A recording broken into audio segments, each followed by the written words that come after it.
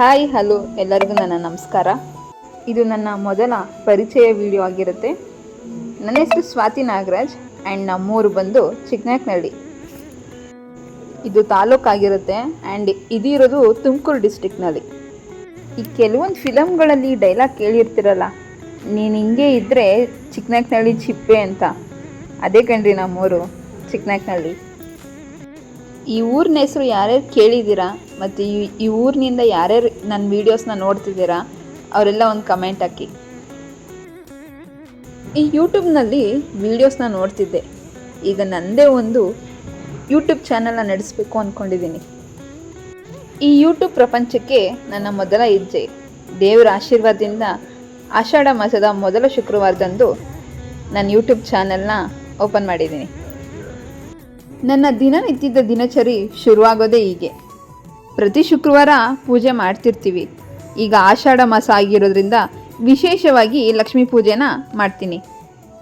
ಬ್ರಾಹ್ಮಿ ಮುಹೂರ್ತದಲ್ಲೇ ಇದ್ದು ದೇವರಿಗೆ ಪೂಜೆ ಮಾಡೋದ್ರಲ್ಲಿರೋ ಸಂತೃಪ್ತಿ ಇನ್ಯಾವುದರಲ್ಲೂ ಇಲ್ಲ. ಮನೆಯಲ್ಲಿ ದೇವ್ರ ಪೂಜೆ ಮಾಡೋದ್ರಿಂದ ಸುಖ, ಶಾಂತಿ, ದೈವಿಕ ಲಕ್ಷಣಗಳು ಮನೆಯಲ್ಲಿ ನೆಲೆಸಿರುತ್ತೆ. ಈ ಪೂಜೆ ವಿಧಾನಗಳನ್ನೆಲ್ಲ ನನ್ನ ಚಾನಲಲ್ಲಿ ಅಪ್ಲೋಡ್ ಮಾಡ್ತಿರ್ತೀನಿ. ಆ್ಯಂಡ್ ಒಂದು ಆ್ಯಾವ್ರೇಜ್ಗೆ ಅಡುಗೆ ಮಾಡ್ತೀನಿ.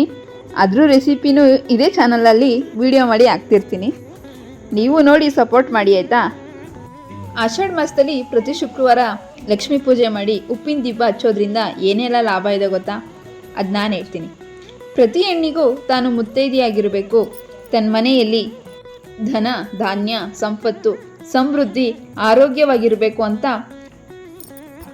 ಈ ಸಲುವಾಗಿಯೇ ಆಷಾಢ ಮಾಸದ ಲಕ್ಷ್ಮೀ ಪೂಜೆ ಮತ್ತು ಉಪ್ಪಿನ ದೀಪನ ಹಚ್ಚೋದು.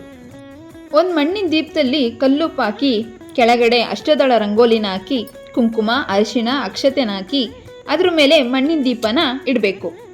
ಅದ್ರ ಮೇಲೆ ಜೋಡಿ ದೀಪನ ಒಂದ್ರ ಮೇಲೆ ಒಂದಂತೆ ಇಟ್ಟು ಬತ್ತಿ ಹಾಕಿ ತುಪ್ಪ ಅಥವಾ ಎಣ್ಣೆನ ಹಾಕಿ ದೀಪ ಹಚ್ಚಬೇಕು.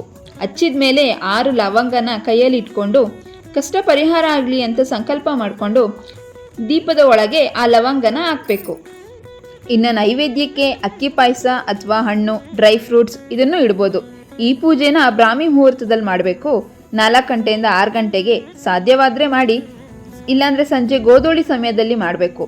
ಅವತ್ತಿನ ಸಮಯದಲ್ಲಿ ಲಕ್ಷ್ಮಿ ಅಷ್ಟೋತ್ತರ ಹೇಳ್ಬೇಕು, ತುಂಬಾ ಒಳ್ಳೆಯದು. ಇನ್ನು ಸಂಜೆ ಹೊಸ್ತಿಲ ಪೂಜೆ ಮಾಡಿ ದೀಪ ಹಚ್ಚೋದ್ರಿಂದ ತುಂಬಾ ಒಳ್ಳೆಯದಾಗತ್ತೆ. ಎಲ್ಲರಿಗೂ ಒಳ್ಳೆಯದಾಗಲಿ. ಇನ್ನು ಬೆಳಗ್ಗೆ ತಿಂಡಿಗೆ ಅಂತ ನಾನು ಖಾರ ಪೊಂಗಲ್ನ ಮಾಡ್ತಾಯಿದ್ದೀನಿ. ಹೆಸರುಬೇಳೆ ಎಷ್ಟು ತೊಗೊಂಡಿದ್ದೀನೋ ಅಷ್ಟೇ ಅಕ್ಕಿನೂ ತೊಗೊತಾ ಇದ್ದೀನಿ. ಇನ್ನು ಇದನ್ನು ನೀಟಾಗಿ ತೊಳ್ಕೊಂಡು ತುಪ್ಪದಲ್ಲಿ ಹುರ್ಕೋಬೇಕು. ಇದಕ್ಕೆ ಹಸಿರು ಮೆಣಸಿನ್ಕಾಯಿ ಮತ್ತು ಕಾಯಿನ ನಾನು ಸಣ್ಣ ಸಣ್ಣದಾಗಿ ಕಟ್ ಮಾಡ್ಕೊಂಡಿದ್ದೀನಿ. ಸ್ವಲ್ಪ ಜೀರಿಗೆ, ಸಾಸಿವೆ, ಕಾಳುಮೆಣಸು ಮತ್ತು ಒಂದು ಸ್ವಲ್ಪ ಶುಂಠಿನ ಹಾಕ್ಕೊಂಡಿದ್ದೀನಿ. ಈಗ ಸ್ವಲ್ಪ ಅರಿಶಿನ ಹಾಕ್ಕೊಂಡು ಅದನ್ನು ಸ್ವಲ್ಪ ರೋಸ್ಟ್ ಆಗಲಿ, ಜೊತೆಗೆ ಸ್ವಲ್ಪ ಉಪ್ಪನ್ನು ಹಾಕ್ಕೊತಾ ಇದ್ದೀನಿ. ಇನ್ನು ಸ್ವಲ್ಪ ಇಂಗು ಕೂಡ ಹಾಕ್ಕೊಂಡಿದ್ದೀನಿ. ಇಲ್ಲಿವರೆಗೂ ಬಂದಿದ್ದೀರಾ ಅಂದರೆ ನನ್ನ ವೀಡಿಯೋಸ್ ನಿಮ್ಗೆ ಇಷ್ಟ ಆಗಿದೆ ಅಂದ್ಕೊತೀನಿ. ಹಾಗೆ ಒಂದು ಲೈಕ್ ಮತ್ತು ನನ್ನ ಚಾನಲ್ನ ಸಬ್ಸ್ಕ್ರೈಬ್ ಮಾಡ್ಕೊಳ್ಳಿ.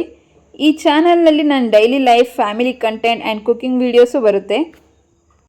ಮತ್ತು ದೇವ್ರ ಪೂಜೆ ಬಗ್ಗೆನೂ ನಾನು ವೀಡಿಯೋ ಮಾಡಿ ಹಾಕ್ತಾ ಇರ್ತೀನಿ. ನನ್ನ ವೀಡಿಯೋಸ್ನ ನೋಡಿದ್ದಕ್ಕೆ ತುಂಬ ಧನ್ಯವಾದಗಳು. ಹೀಗೆ ನನಗೆ ಸಪೋರ್ಟ್ ಮಾಡಿ. Thank you.